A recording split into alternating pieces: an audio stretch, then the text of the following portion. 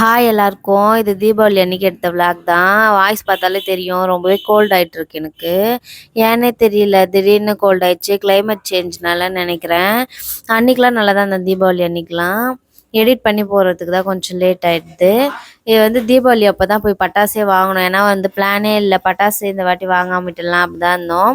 அதுக்கப்புறமா வந்து சரி போயிட்டு கொஞ்சமாக வரைக்கும் வாங்கிட்டு வந்து வெடிக்கலாம் அப்படின்னு சொல்லிட்டு நானே என் தம்பி எங்கள் ஹஸ்பண்ட் எல்லாருமே போயிட்டு வாங்கின்னு வந்துட்டோம்.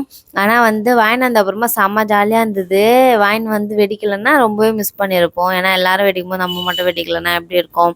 போன வருஷம்லாம் நல்லா வச்சோம். இந்த வருஷம் வந்து தக்ஷ இருக்கிறதால வேணாம், அவனுக்கு சவுண்ட் கேட்டுனே இருக்கும், உள்ளே வச்சுன்னா அவனை பார்த்துக்கிறதுக்கே கரெக்டாக இருக்கும்னு சொல்லிட்டு வாங்கவே இல்லை.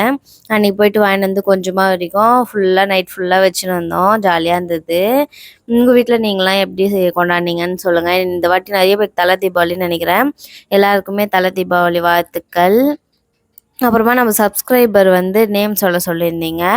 அவங்க பேர் வந்து ரூஃபினா, சுமையா, அத்திஃபா, ஆனால் இவங்க எல்லாருக்கும் ரொம்ப பெரிய ஹாய். ரொம்பவே தேங்க்யூ.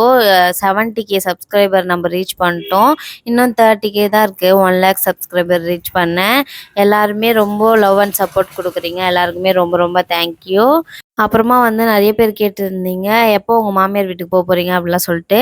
நெக்ஸ்ட் மந்த் தான் வந்து போகிறேன். அம்மா வீட்டில் தான் இப்போ இருக்கேன். 9th மந்த் கழிச்சு தான் வந்து அனுப்புகிறேன் அப்படின்னு சொல்லியிருக்காங்க. அதனால் நெக்ஸ்ட் மந்த் தான் போகிறேன்.